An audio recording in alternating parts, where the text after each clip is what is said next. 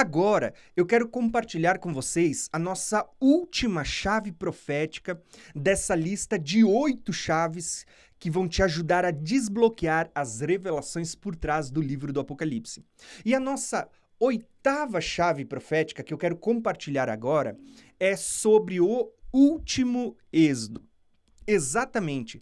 Para você que talvez não sabia, assim como o livro do Apocalipse, ele tem como um pano de fundo por trás da revelação, nós vamos ter o tabernáculo, você vai ter as festas, você vai ter o livro de Daniel, você vai ter os 7 dias da criação, você vai ter ali o mistério anunciado por Cristo no povo que ele está redimindo.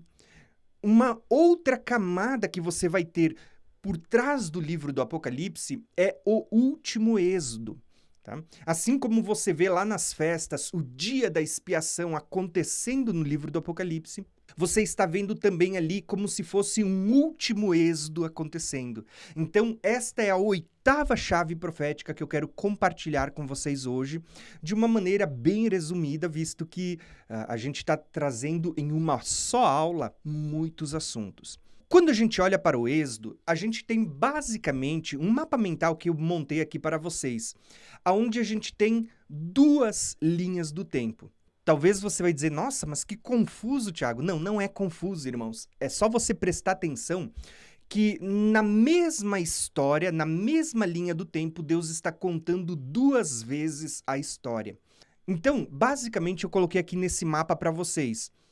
A primeira linha do tempo, onde você vê o êxodo, a saída do Egito, a libertação da escravidão, você vai ver que ela tem uma visão macro, ou seja, uma visão maior, mais ampliada, onde Deus vai mostrar toda essa trajetória que eu já vou explicar para vocês.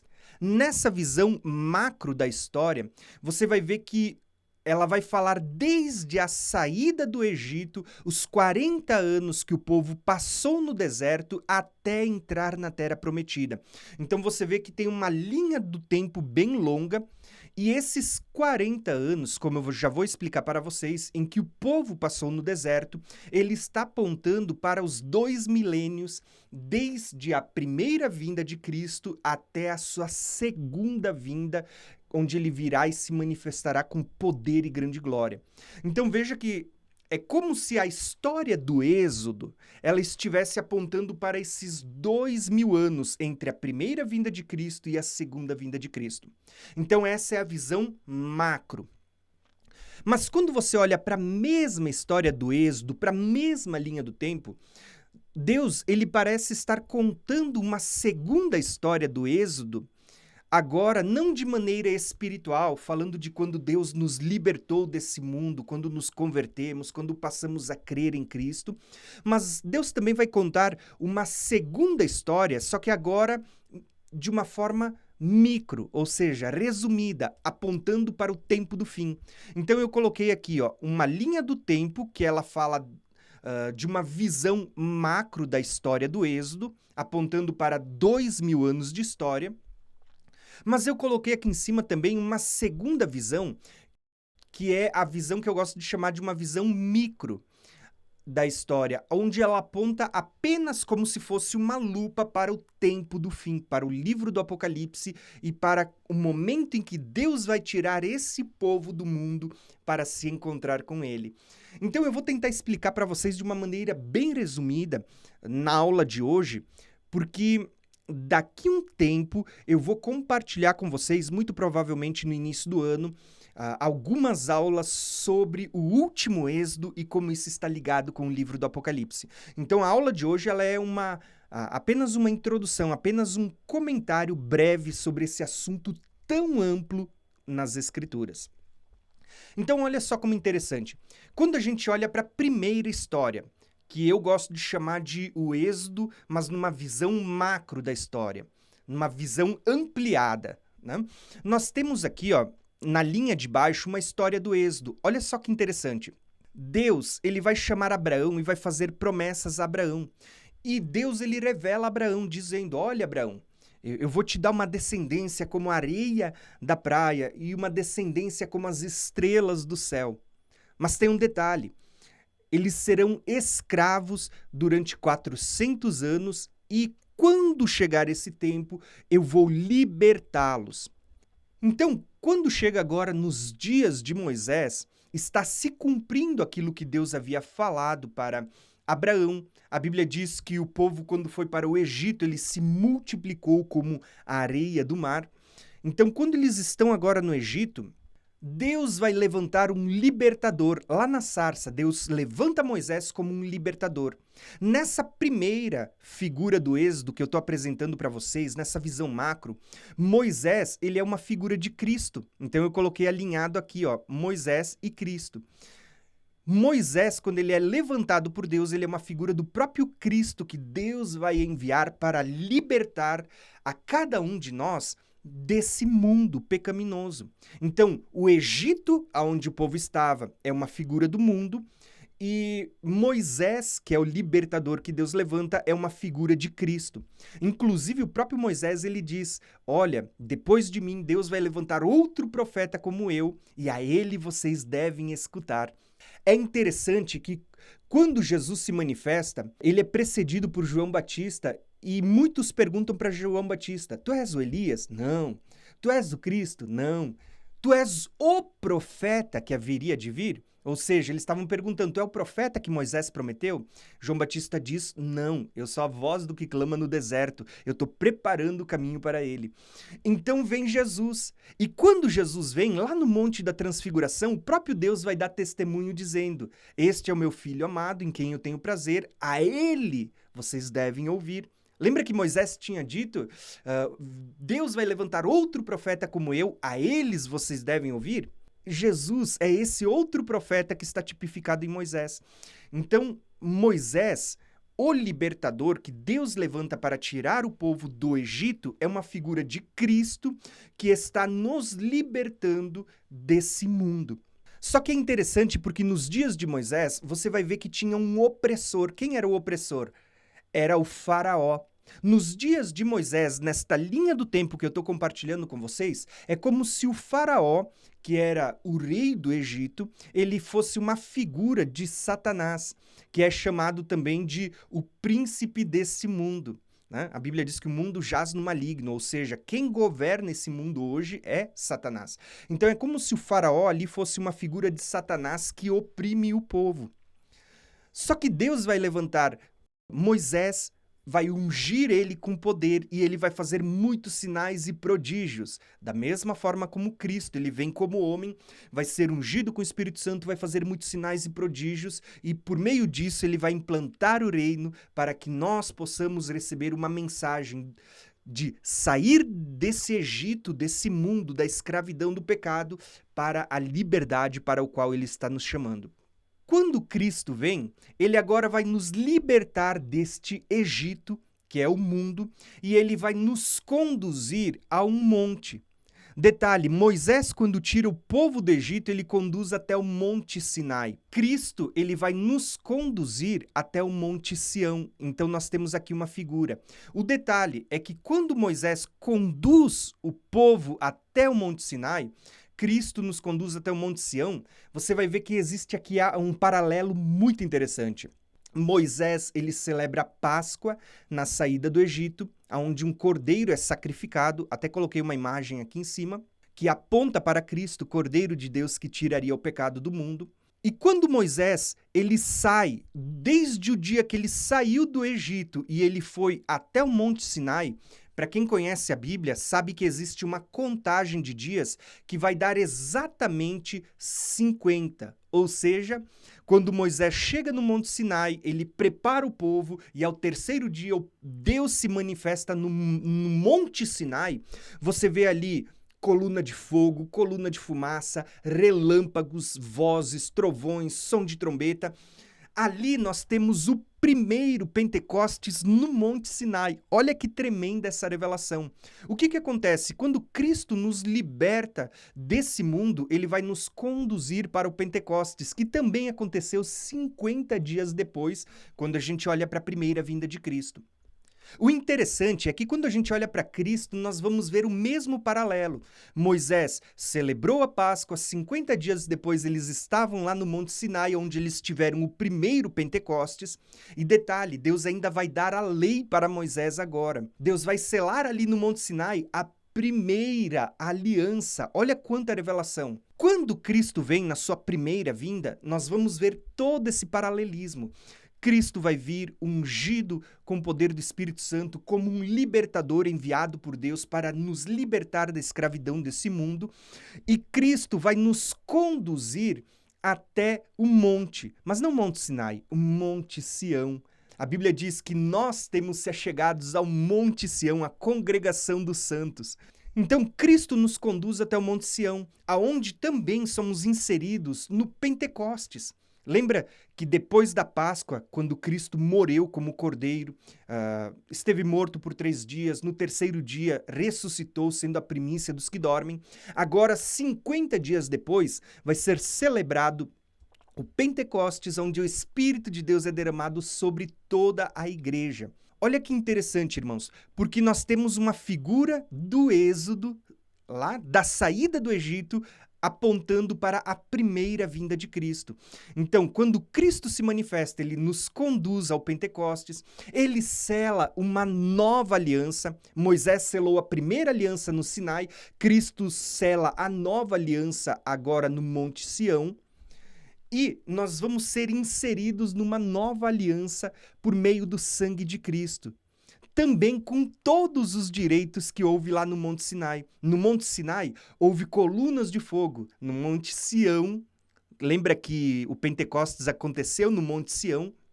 Você vê que houve línguas repartidas de fogo descendo sobre cada um dos que estavam ali reunidos. Inclusive, eu coloquei aqui, pessoas com línguas repartidas de fogo. Você via fogo no Monte Sinai, você viu fogo no Monte Sião, no Pentecostes também. Você vê que aqui no Monte Sinai haviam nuvens, relâmpagos, trovões. Você vai ver que agora no Monte Sião, por meio de Cristo, nós temos também todas essas coisas se cumprindo. Inclusive, você vai ver vozes de trovões aqui, você vai ver lá no livro do Apocalipse, quando aquele anjo, no capítulo 10, diz que os 7 trovões falaram. Vê que existe uma conexão, mas isso é uma revelação para outra aula. Só que o detalhe é, tudo o que aconteceu nesse período de tempo onde Deus envia um libertador, que é Moisés, para tirar o povo da escravidão do Egito, que fala desse mundo, nós temos a primeira revelação que fala da primeira vinda de Cristo. Porém, o povo vai para o deserto e até entrar na Terra Prometida, o povo passou 40 anos no deserto. Para quem estuda comigo, lá no curso Escatologia Revelada, eu tenho mostrado para vocês que 40 é um número simbólico que aponta para 2000 anos. Quando você multiplica 40 jubileus, ou seja, 40 jubileus, você tem o quê? O número 2000. Então você vê 2000 anos, aonde durante esses 40 anos o povo esteve peregrinando no deserto.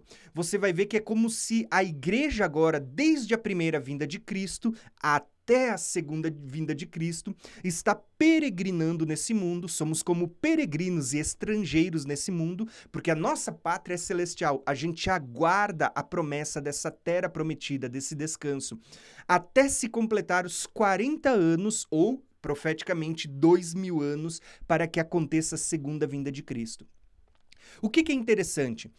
Durante esse período, a gente vai ver depois que houve muitas coisas, como, por exemplo, eles fizeram bezerro de ouro, eles deram ouvido a Balaão, eles murmuraram contra Deus, então sofreram aquele juízo da picada das serpentes, onde o próprio Jesus depois vai usar como exemplo, dizendo, que assim como Moisés ergueu uma serpente no deserto, importa que o Filho do Homem também fosse levantado, para que no decorrer de todo esse período, todo aquele que olhar para ele tenha vida eterna, não mora, mas também tenha a vida.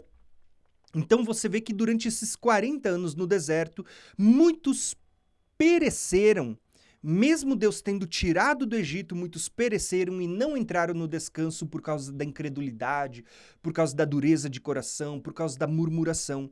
Quando a gente chega no Novo Testamento, Deus vai usar isso, lá no, se eu não me engano, por meio de Paulo, quando escreve a carta de 2 Coríntios, por meio do autor de Hebreus, dizendo que tudo isso era uma figura para nós, para que quando nós passarmos por essas coisas, ele diz, se hoje ouvires a voz do Espírito Santo, não endureçais o coração como foi no dia da tentação lá no deserto. Tá? Não murmurem, não prevariquem, não sejam idólatras como foram os vossos pais. Então, é como se Deus estivesse mostrando numa visão macro que tudo o que aconteceu no Êxodo apontava para o momento em que Cristo foi levantado como libertador para nos tirar desse mundo, na sua primeira vinda, até o período da sua segunda vinda, que vai ser tipificado exatamente aqui, ó. Quando Moisés completa 120 anos, ele morre e outro assume seu lugar, que é Josué. Aqui nós temos uma figura tremenda, que eu tenho falado lá no módulo sobre a geração que verá a vinda de Cristo.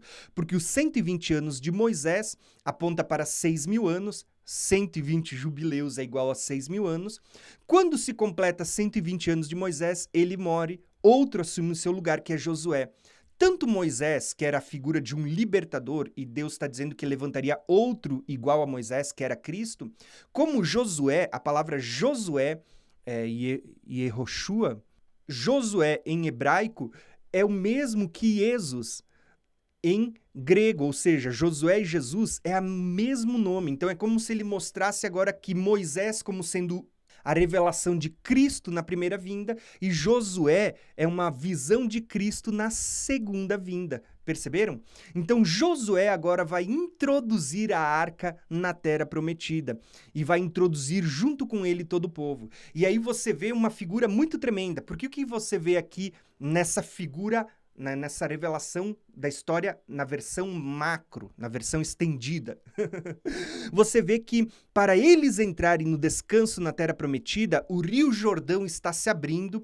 Quando o Rio Jordão se abre, você vê a arca parada no meio do Rio Jordão para o povo atravessar. E aqui tem muita revelação, porque Josué, quando ele assume, ele diz, a arca vai na frente, 2.000 côvados, e quando chegar no meio do rio, a gente alcança ela e aí a gente entra na terra prometida. Então, é como se esse Rio Jordão se abrindo e a arca parada no meio. É quando toca a 7ª trombeta e você vê o céu se abrindo, o tabernáculo celeste se abrindo e as pessoas veem a arca, veem o trono de Deus.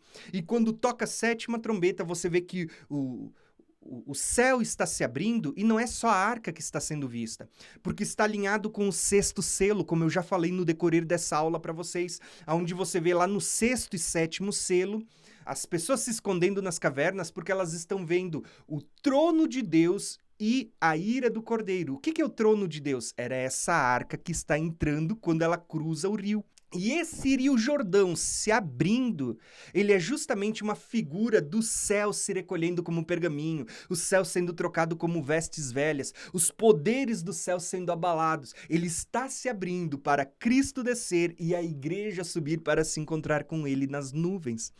Então, olha quanta revelação que tem. E depois disso, você vai ver que Josué introduz não só a arca, mas todo o povo na terra prometida, que era Canaã, que também é um símbolo do descanso. Então, a Bíblia vai dizer que Josué introduziu o povo no descanso, mas aquele descanso que Josué introduziu o povo era apenas uma sombra. No Novo Testamento, nós vamos ver que está sendo dito que se Josué de fato tivesse introduzido o povo no descanso, não seria necessário que outra vez Davi tivesse profetizado dizendo que ainda restava um repouso, que é onde Jesus vai introduzir a gente, que aponta para o milênio.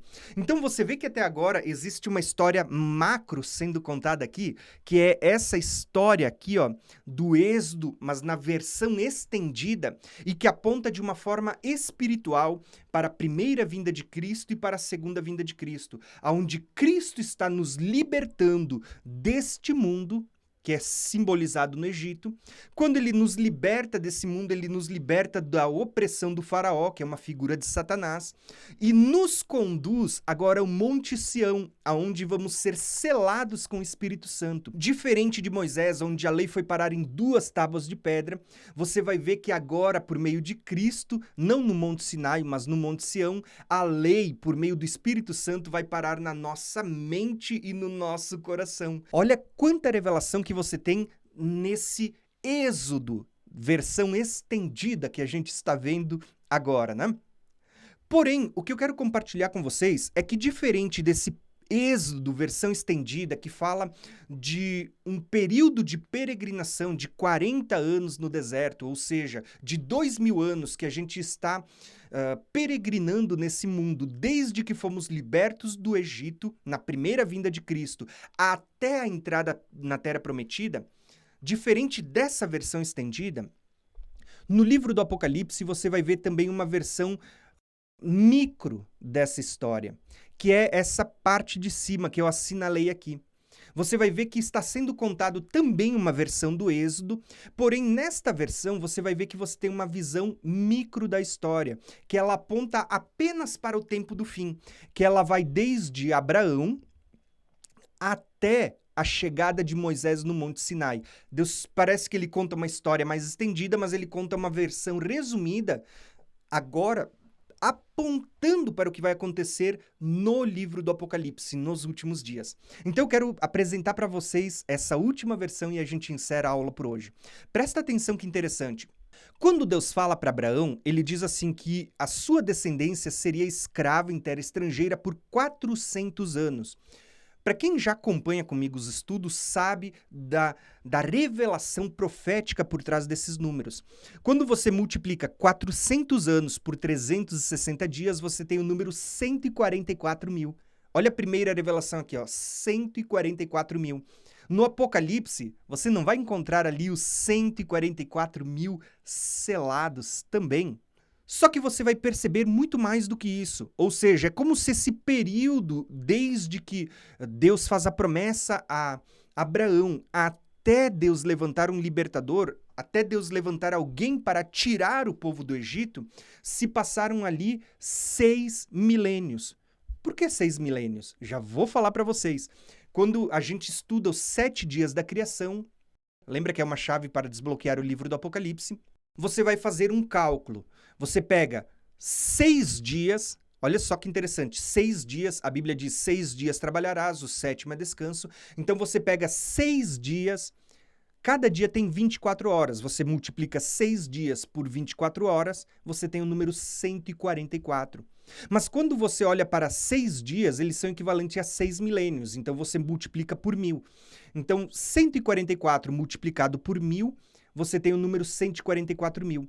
Então é como se tanto os 400 anos que o povo seria escravo em terra estrangeira, como os 6 dias da criação, ou 6 milênios, os dois números apontam para os 144 mil, que você vai encontrar no livro do Apocalipse. Então é como se de Abraão até a libertação, quando o povo sai do Egito, esse período tivesse apontando para 6 milênios, em que o homem é escravo do pecado nesse mundo, até a segunda vinda de Cristo, onde ele vai nos libertar.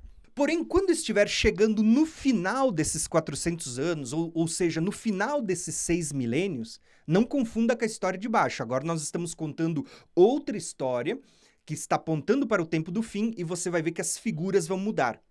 Não confunda as histórias, mas eu quis contar as duas na mesma aula só para você entender como Deus ele é versátil, como ele é eclético, como ele traz várias revelações e você precisa estar ligado, tá? Então você vai ver agora que quando está chegando no final desses 400 anos, desses 6 mil anos, você vai ver que Deus vai levantar um libertador. Mas detalhe, eu falei que Moisés era uma figura de Cristo na primeira história. Na segunda história, que é essa versão micro, condensada, resumida, você vai ver que Moisés é uma figura das duas testemunhas, que vai aparecer lá em Apocalipse 11. Olha como o último Êxodo está conectado ao livro do Apocalipse. Lá no Êxodo, Deus vai levantar 2 personagens, Moisés e Arão.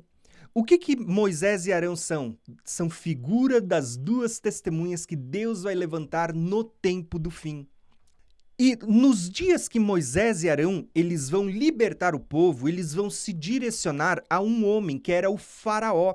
E olha que interessante, porque o faraó, diferente da primeira história, onde eu falei que o faraó é uma figura de Satanás que governa esse mundo, você vai ver que nessa visão micro, é como se o faraó ele fosse uma figura do anticristo. Nós temos Cristo na primeira vinda, no tempo do fim a gente vai ver o anticristo. Então é como se esse faraó fosse uma figura do anticristo, contra quem as duas testemunhas, Moisés e Arão, vão combater no tempo do fim.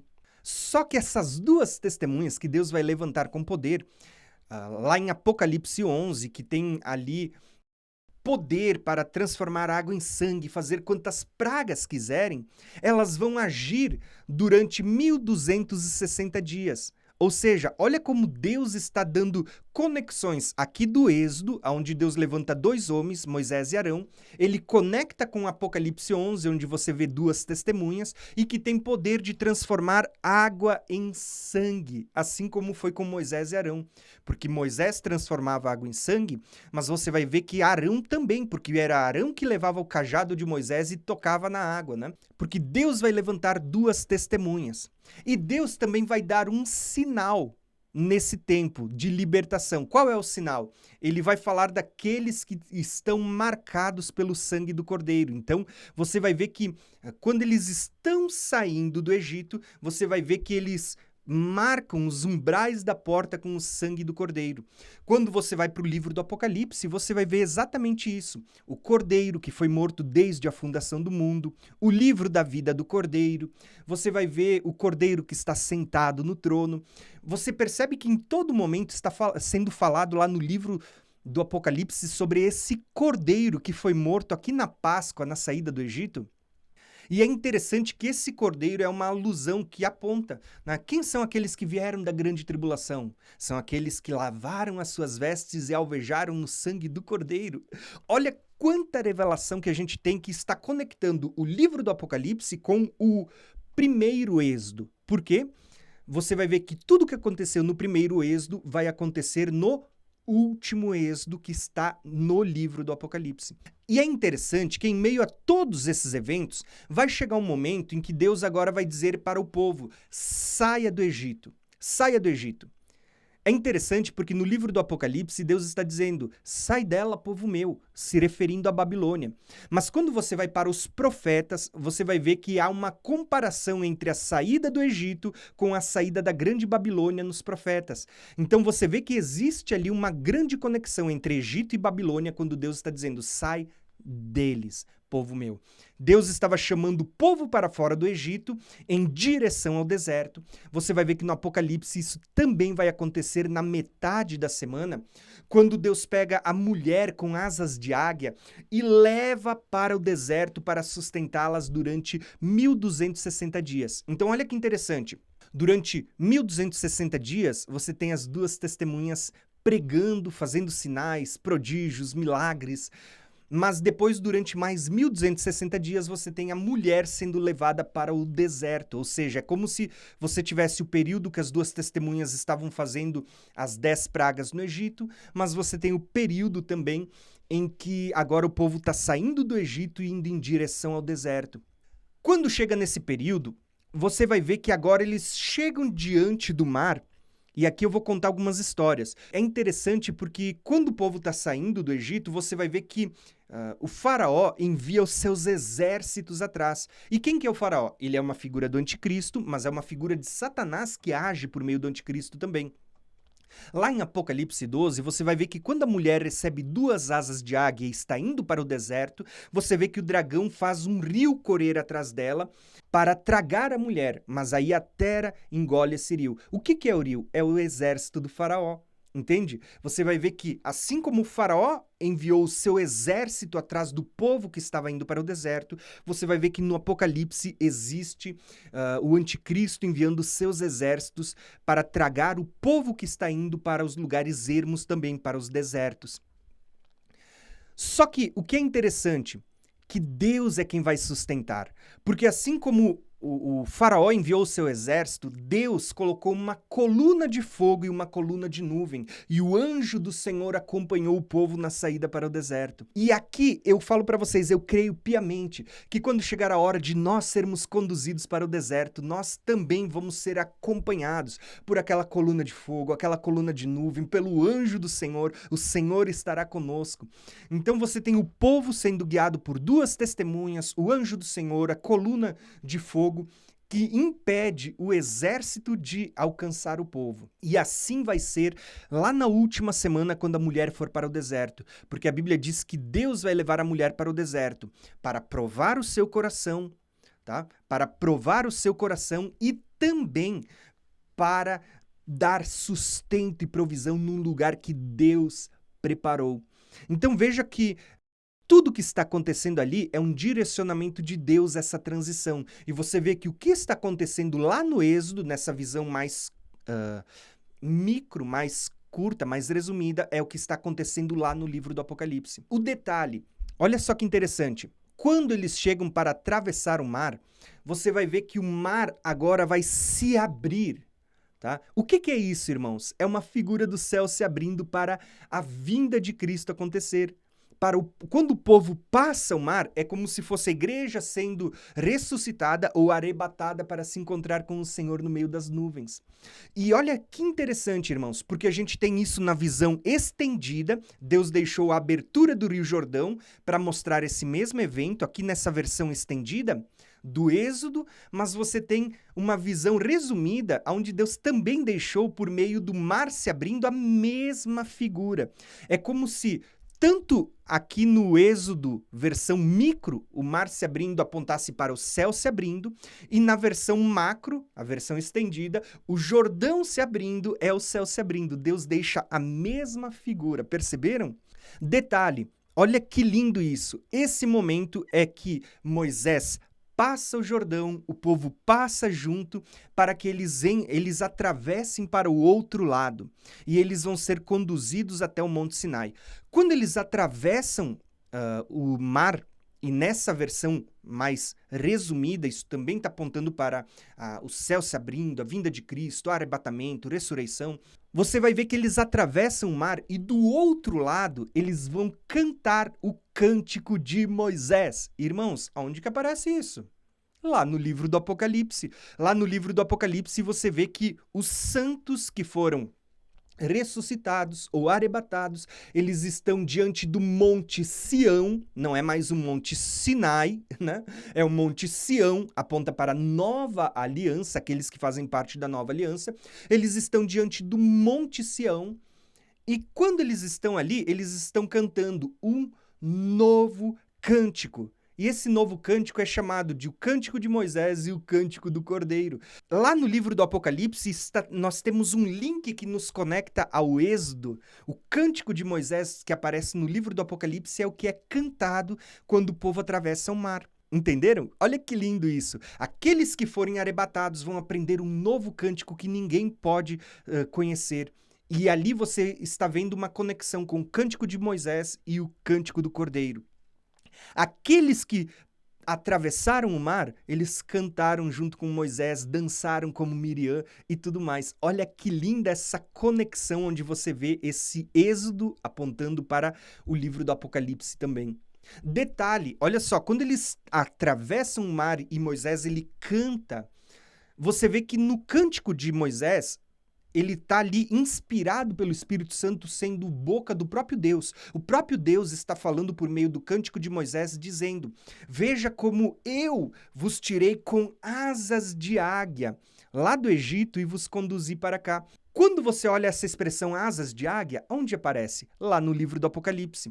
Essa travessia no deserto, porque o povo saiu do Egito em direção ao deserto até cruzar um mar vermelho e chegar ao Monte Sinai, você vê que é o que está acontecendo no livro do Apocalipse. Deus está fazendo sinais e prodígios lá no livro do Apocalipse por meio das duas testemunhas, figuradas aqui no Êxodo por Moisés e Arão, e Deus vai tirar o povo e vai conduzi-los para o deserto como asas de águia. Lá em Apocalipse 12 você vê a mulher que ela está vestida do sol, ela tem uma coroa de 12 estrelas, tem a lua debaixo dos seus pés. E a Bíblia diz que quando o dragão se volta contra ela, ela recebe 2 asas como de águia e ela é conduzida para o deserto, para um lugar onde ela seria sustentada por 1260 dias, por um tempo, tempos e metade de um tempo, fora da vista da serpente. Mesmo quando o dragão ele abre a boca e sai um rio para tragar a mulher, você vê que a terra engole esse rio.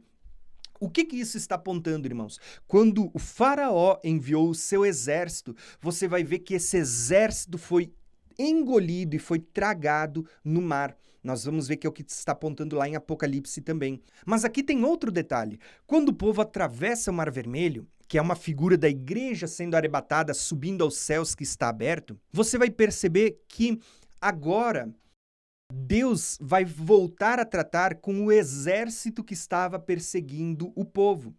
Perceberam que quando a igreja for arrebatada, o céu se abrir, a gente vai subir para se encontrar com o Senhor nas nuvens, nos ares, como você está vendo aqui. É como se aqui se cumprisse aqueles salmos onde diz que o Senhor está chamando os seus exércitos. E agora, o próprio Senhor vai voltar para a batalha do Armagedon, onde o exército que perseguia o povo de Deus, ele vai ser aniquilado.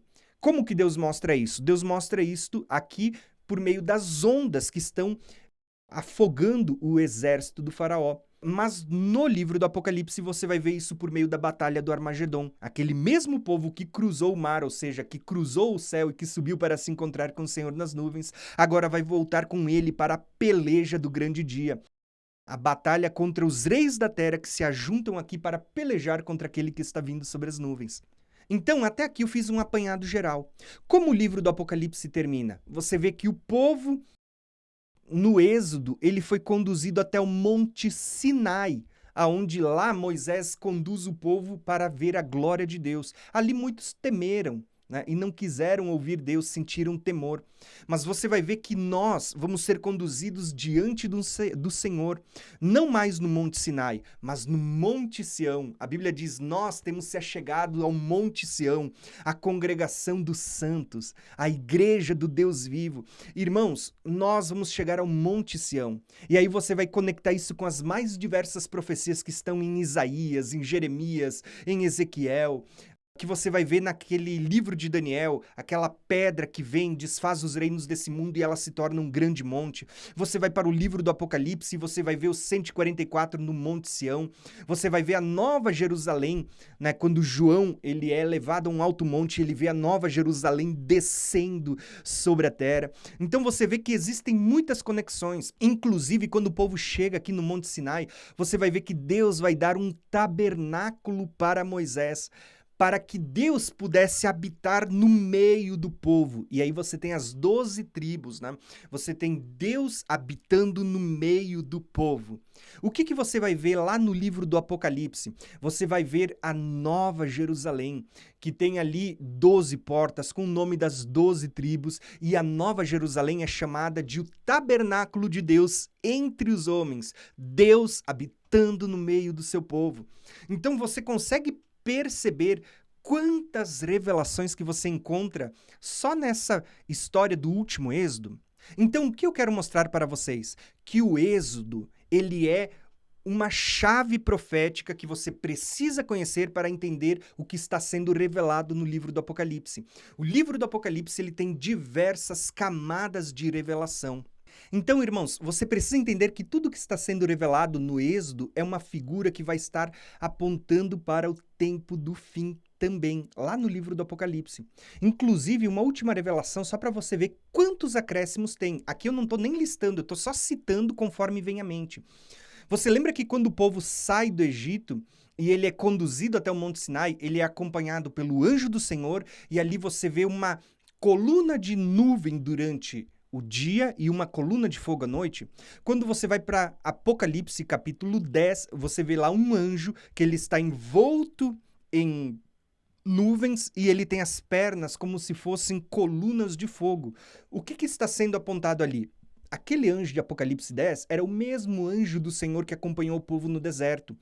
As nuvens que cercam ele e as pernas como colunas de fogo está apontando aqui para o Êxodo também.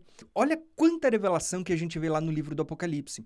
Então, tudo isso que você vê nesse mapa, você vai encontrar nesse mapa do livro do Apocalipse. Entenderam? Por exemplo, quando você vê Deus prometendo a Abraão que depois de 400 anos o povo seria liberto, Deus tiraria eles do lugar onde eles foram escravos, esse número 400 anos, quando você multiplica por 360 dias, você vai encontrar aqui, ó, os 144 mil. Quando chegar no tempo do fim, Deus vai estar completando o número dos conservos, que são os 144 mil. Detalhe, esses 144 mil são os mesmos que vão ser encontrados no Monte Sião, lá no capítulo 14, se não me engano, né? No capítulo 7, a gente vê os 144 mil sendo selados. No capítulo 14, a gente vê eles no Monte Sião. O que é o selamento desses 144 mil? Você olha lá para o Êxodo, você vê que na saída do Êxodo eles estavam passando sangue no umbral das portas. Aquilo era a marca de Deus, né? Aquilo era a marca de Deus. Você vai ver que aqui no Êxodo você tem essa marca. Um detalhe muito importante: quando o povo estava saindo lá no Êxodo por meio de Moisés, você vai ver que Deus não tirou eles do Egito para derramar as pragas, mas eles foram conservados dentro do Egito até que os flagelos fossem terminados. Quando você olha para o livro do Apocalipse, você não vai encontrar um arrebatamento secreto, onde Deus está tirando a igreja, vai levar para o céu, para depois derramar. Não, você vai encontrar as 10 pragas aqui no livro do Apocalipse. Você vai ver a praga dos gafanhotos, inclusive eu até fiz um gafanhoto aqui, né? Você vai ver saraiva de fogo, você vai ver chuva de pedra, você vai ver as pragas lá do Egito aqui. Né? Água transformando-se em sangue, você vai ver em Apocalipse 11 dizendo que as duas testemunhas vão ter poder de transformar água em sangue e fazer quantas pragas quiserem. Perceba que a linguagem por trás do livro do Apocalipse, ela também é uma linguagem que ela está conectada com essas 8 chaves que eu apresentei para vocês nesta aula.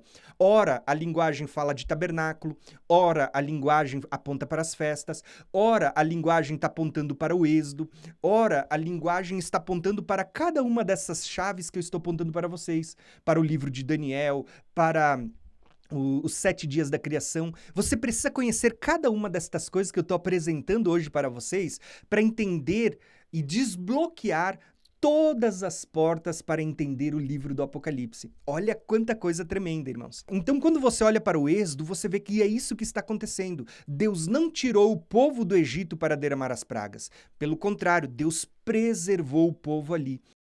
Aonde o povo estava, ali não era derramado pragas, porque Deus sabe quem são os seus.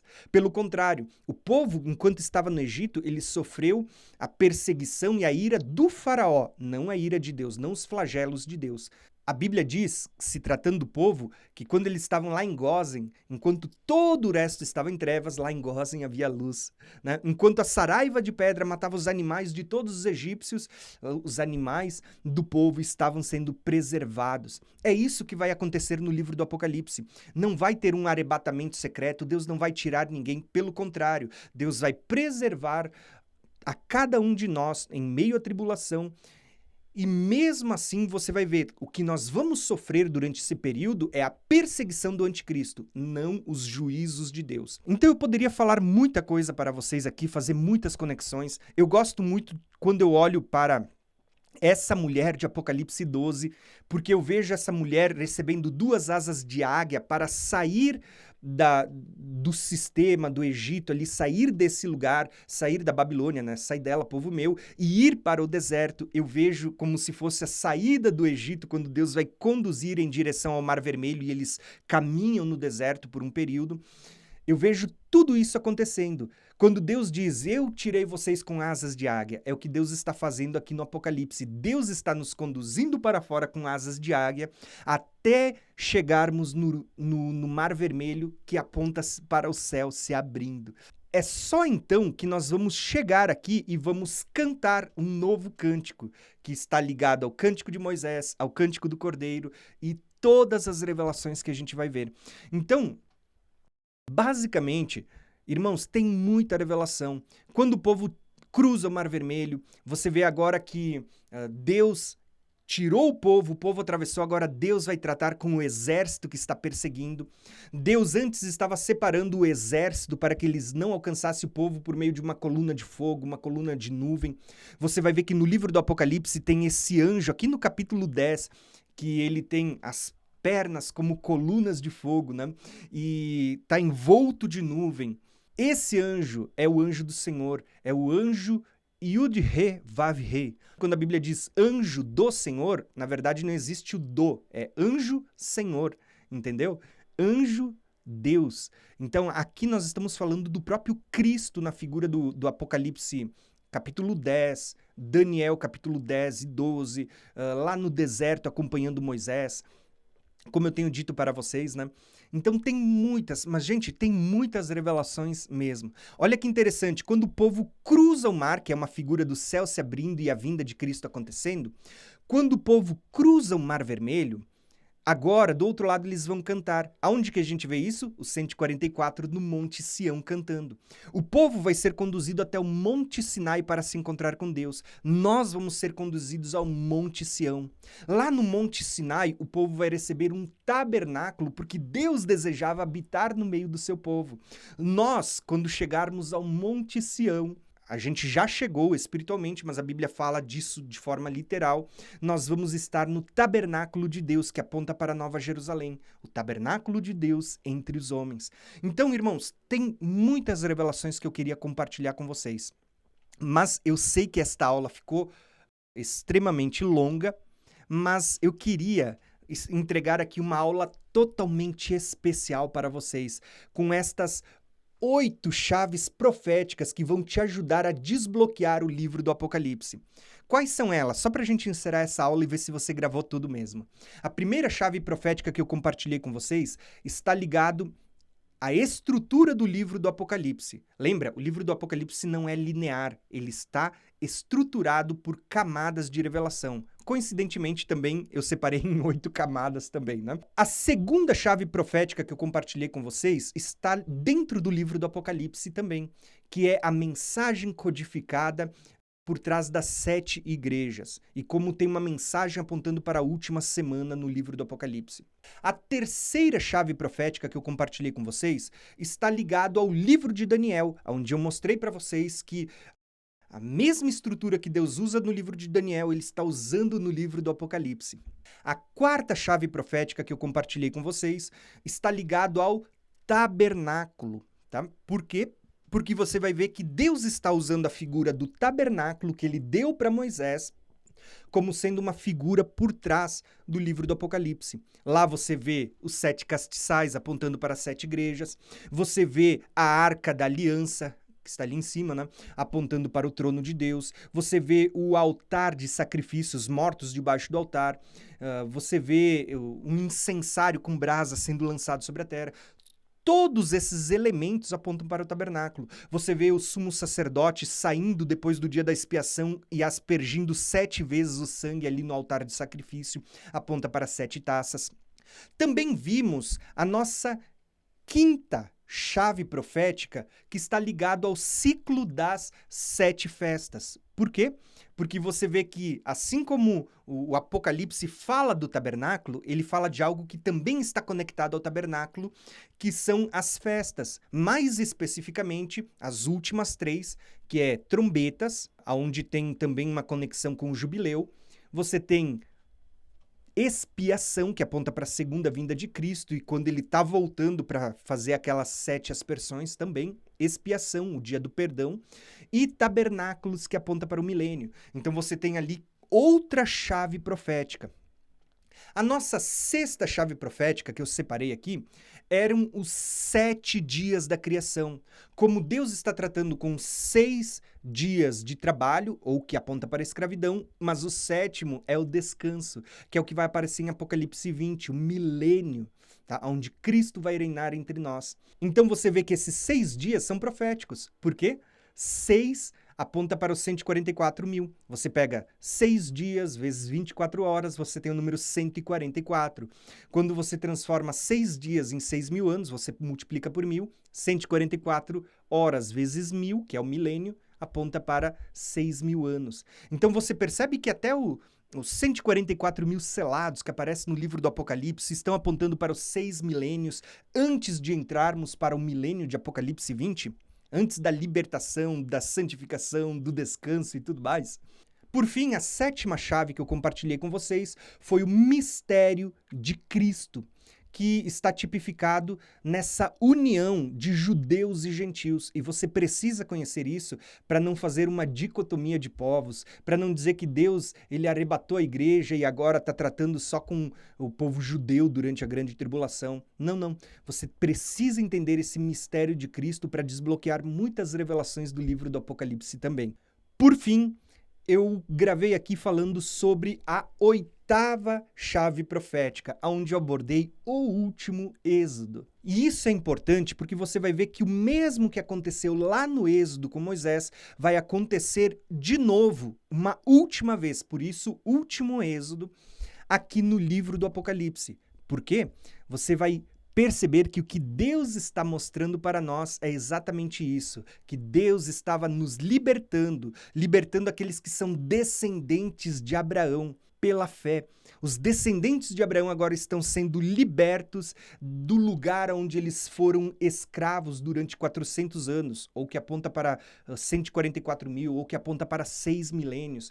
E Deus está tirando esses descendentes de Abraão, que aponta tanto para judeus e gentios convertidos em Cristo, e Deus agora vai levar para o descanso, para a terra prometida. Deus levanta 2 testemunhas, Deus vai fazer sinais e prodígios, vai acompanhar por meio de coluna de fogo, coluna de fumaça, vai conduzir para o deserto até o momento de cruzar o mar, ou seja, até o momento do céu se abrir para se encontrarmos com o Senhor nas nuvens. E se você pensa que acaba por aí, não, porque depois é que Deus vai tratar com os exércitos do faraó. É depois disso que vem o Armagedon. É depois disso que nós vamos ter um encontro com o Senhor, não no Monte Sinai, mas no Monte Sião. É depois disso que recebemos o tabernáculo de Deus, Deus habitando no meio do seu povo, que é uma figura apontando agora para a Nova Jerusalém. Gente, tem muita revelação. Então, nessa aula de hoje, eu quis fazer uma aula toda especial para vocês. Lembrando que eu avisei vocês que essa aula ela vai estar no nosso curso, ela faz parte do nosso curso Escatologia Revelada, mas essa aula ela vai estar disponibilizada também lá no canal Graça e Conhecimento. Vai ser uma aula especial que eu quero compartilhar com todo mundo, tá bom? 8 chaves para desbloquear as revelações do livro do Apocalipse. Nas próximas aulas, aqui no curso Escatologia Revelada, então eu quero tratar com vocês sobre a segunda vinda de Cristo. Visto que hoje eu trouxe um panorama geral do que vai acontecer nesses 7 anos no livro do Apocalipse e trouxe, na verdade, muitos outros acréscimos, na próxima aula eu quero falar sobre a segunda vinda de Cristo, para você que faz parte aqui do curso Escatologia Revelada. Quero falar sobre ressurreição, sobre arrebatamento, sobre Batalha do Armagedon, sobre Tribunal de Cristo. Para cada um desses eventos vai ter uma aula lá no nosso módulo sobre cronologia dos eventos escatológicos. Quero falar sobre milênios, sobre juízo do trono branco, sobre lago de fogo, Gog e Magog, eternidade, 1260, 1290, 1335 dias. Então a gente vai ter muita coisa para estudar ainda só nesse módulo. Quando acabar esse módulo, nós vamos ter um módulo para falar do arrebatamento. Já tem mais de 10 aulas prontas para serem gravadas, tá? Então tem muito conteúdo bacana vindo agora no próximo ano. Fora que a gente vai começar a estudar o livro do Apocalipse capítulo a capítulo. Então a gente vai ter 1 ou 2 aulas para cada capítulo do livro do Apocalipse. Então eu quero convidar você, que já faz parte do curso Escatologia Revelada. Se você quiser abençoar a minha vida, indica o curso para outros irmãos também. Você vai estar me ajudando para que eu possa continuar esse trabalho. E você que faz parte do canal Graça e Conhecimento, você também pode abençoar a sua própria vida e abençoar a minha vida, fazendo parte desse nosso curso, vindo estudar junto com a gente. Todo mês a gente libera um módulo novo, mas você também pode estar ofertando na minha vida. Se eu tenho abençoado você e você sentir no coração movido por Deus, você pode abençoar a minha vida por meio de uma oferta, uma contribuição voluntária conforme Deus mover o seu coração. Para mais informações, tem aqui na descrição um grupo de mantenedores, de irmãos que me ajudam a estar aqui compartilhando a palavra com você, tá bom? Então, fica esse convite, um abração e até a próxima aula.